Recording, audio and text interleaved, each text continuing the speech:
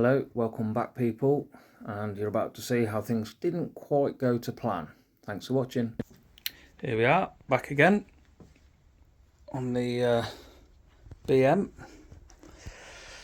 So, this episode I'm hoping, and the aim, depending on time constraints of real life, is to hopefully get the battery on and just connect the battery first to make sure there's nothing untoward. Then ignition on. It's a donor battery I've got at the minute, not the proper battery. I've got a brand new battery to go on it. I've just got one that it's a good battery, but it's not new, so it's not going to be staying. And going to get some fluids in it, some oil, some coolant, and tighten up the exhaust. I'm just going to slip the standard one on for now, so it probably will be blowing, but I'm going to get it on there, and then I might hit the button and see what happens. And let's keep fingers crossed everything works as it should. Oh, that would be glorious, wouldn't it? Massive milestone that would be. There's still a fair few things to do. Got to sort out the brakes. It's got new brake pads to go in, brake lines to connect, brakes to bleed, panels to go on. What else is there? The kind of sump guard bash plate thing to clean up and sort out. A few of the little bits and bobs here and there. Get off all of these, the dirty frame protectors. I'm just going to put some vinyl on there, some black vinyl. Hopefully it looks alright. If it doesn't, I'll have to get some other stuff. Yeah, so let's get to it. Okay, so before it's been that long, I've got fur almost growing on it. Before I put water in it, I'm just going to make sure that everything's connected, because I don't want it all leaking out the bottom.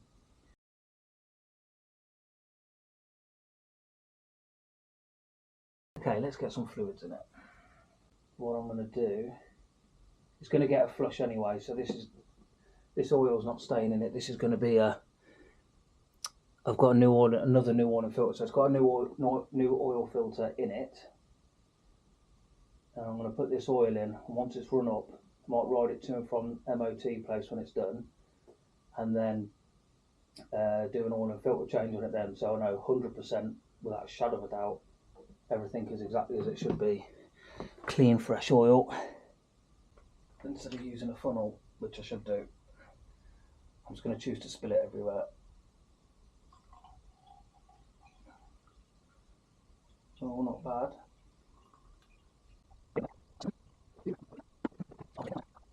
With expansion tanks, now a lot of people can fill it up to maximum. There's a maximum mark there when it's cold. I will do it initially, but that needs to be set when the engine is hot, because it will expand into here and then draw it back. So if you set it on some bikes, not all bikes, if you set it to maximum when it's stone cold, then when you run the bike up and the bike gets hot, sat in traffic, it's going to expand into here, then might overfill it, and then it will leak out the bottom of the bike. So, but for the first fill up, because after you've filled it the first time,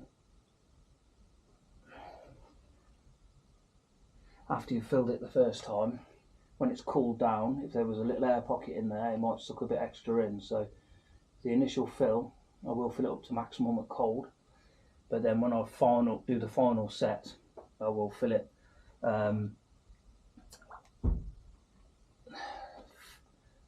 when it's hot. I'll set it when it's hot rather. Make sure that the exhaust is connected up down here.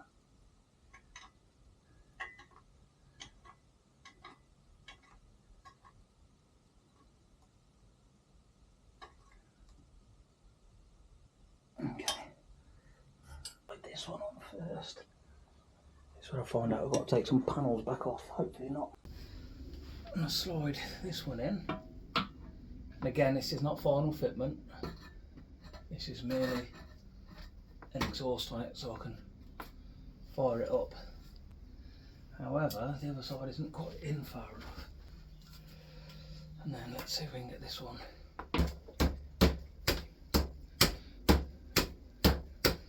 There we go, it's going. Okay, there's an exhaust on it. It's dirty, needs to come back off, needs to be cleaned, needs to be bolted on properly. But just let's get it on for now, and that should not deafen me. Now let's get on to connecting the battery. This could be a lot easier with jump leads. I've got jump leads.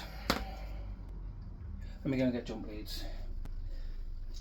I'll be back. So I can hear, sounds like an old analog watch, like a second hand going round, but that's the rev counter. So let me turn ignition on.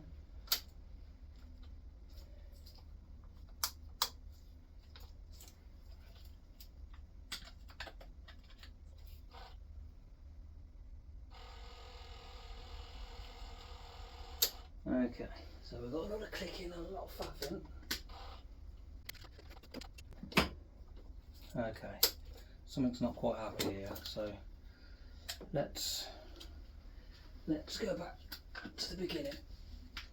At this point, just checking the basics, clean up the battery terminals and cleaned up the jump leads and hoping for the best. Hopefully it was just a poor connection, but nope.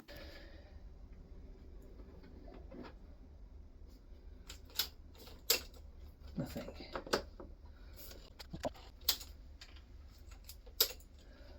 That battery can't be flat. I might see if I can just somehow ledge the battery on the top and bolt it like that. If I can somehow balance it, which is going to be really bad practice, because you know, and I know, it's going to fall off.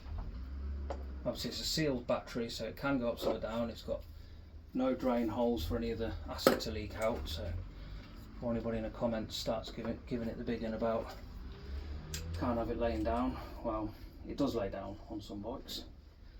So not all batteries can lay down, but this is one that can. So like I say, I could have fitted the new battery, but didn't want it to get damaged through lack of use, especially due to the fact that it's sitting in the garage through winter. Right, do we have ignition? And the answer is no. Whoa. All of a sudden we've got power. No rear indicator, but okay. Wish me luck. Oh, the battery sounds bad already, doesn't it?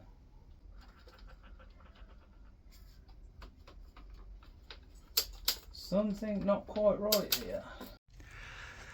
So, in here is the back of the ignition switch, and I want to check that because I've got power out the battery, coming out the battery. Okay, yes, the battery's not brilliant, but it should bring, if it turns the engine over very slowly, it should have enough to bring ignition lights on. And currently I've got nothing, it's dead. So all of the connections seem okay. I've got good earth to the engine, good earth to the frame. Yeah, so I'm going in there just to see if, for whatever reason, if it's ignition switch related. So in there should be some pins, and I believe that they can start to corrode. So I'm going to take this off and just strip it down and see what the connections are like inside. And just for reference, to get to the back of that, if you undo the 4 bolts in the back of that, in the bottom of the mudguard, and a long screwdriver, 2 Phillips head screws. So I'm hoping get them 2 out, and then it should come off and we'll have a look. I removed this 2 Phillips screws that I managed to get. So all of this, as you can see, ignore the battery, we're testing, ignore that, that's not ideal, but just for now, don't worry about that. This 2 Phillips screws go up through the back, up into there. You can see where someone's taped it and messed about with it before, but pulled it out, it was a bit of a fiddle and a faff, and it leaves about 5 or 6 like spade terminal things that are connected to the back of this actual switch. Just took it out. It didn't look that dirty, But as you can see now, every time we have power, every single time now without fail. So obviously the battery's still flat, which, yeah, great, isn't brilliant. But yeah, I think we cracked it. So that, had to Google it to see if there was any common issues, because it pointed towards the ignition switch, but I wasn't 100%, you know, it was an educated guess. Having a bit of a Google, a lot of people said that these are an issue. So there's no anti-tamper screws or anything, so this will literally clip back up into the back of the key barrel, okay, via there, and I'm going to tape it back up again because it's obviously had to pull back all the tape. Yeah, but it seems like that was the culprit, which was quite annoying, and they didn't actually look that bad, the terminals, but cleaned them up anyway, and as you can see, every time, ignition, everything seems to work. So I'll leave that off until I got it started, just in case we rinse that timer again. I might take it off again and give it a better clean, but that could have been a lot worse. Could have been some broken down wire somewhere. Obviously when you pull a wire loom off that's a bit crusty and you start moving it about, wires can break inside, so it could have been a bit of a nightmare. However, yeah, seems like we might have cracked it. Jump leads and a half dead battery, not ideal. Let's see what we got. First start, will it go? First proper start, come on.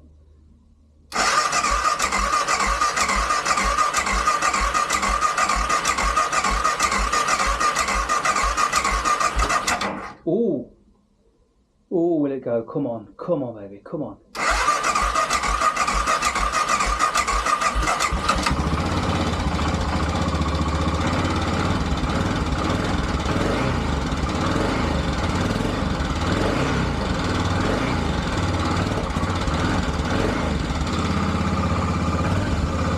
Got oil pressure, it's running. I think that's in there.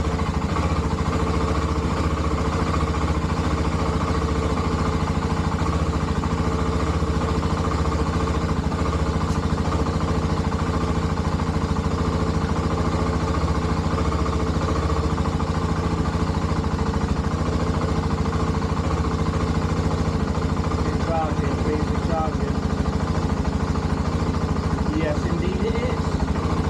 It lives 2 years. 2 years.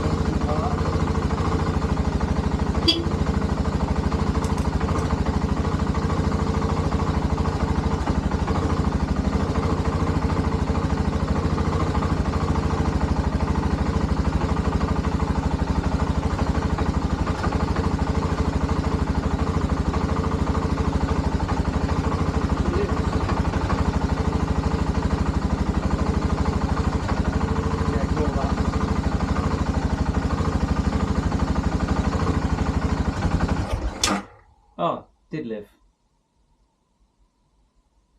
Oh, oh no. Come on.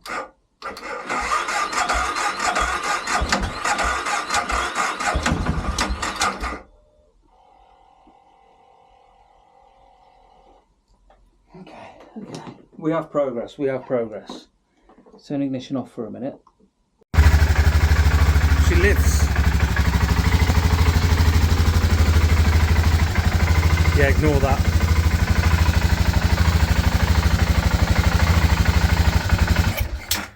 Oh, did live.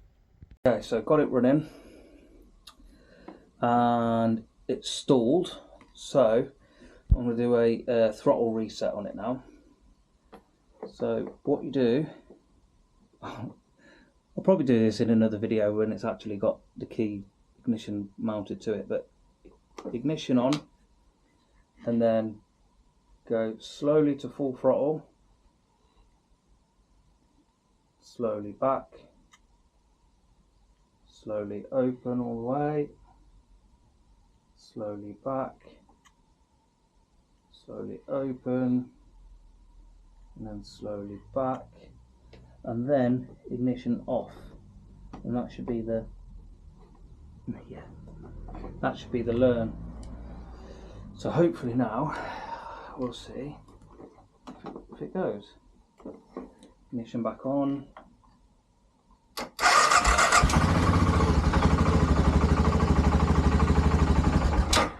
No, absolutely not.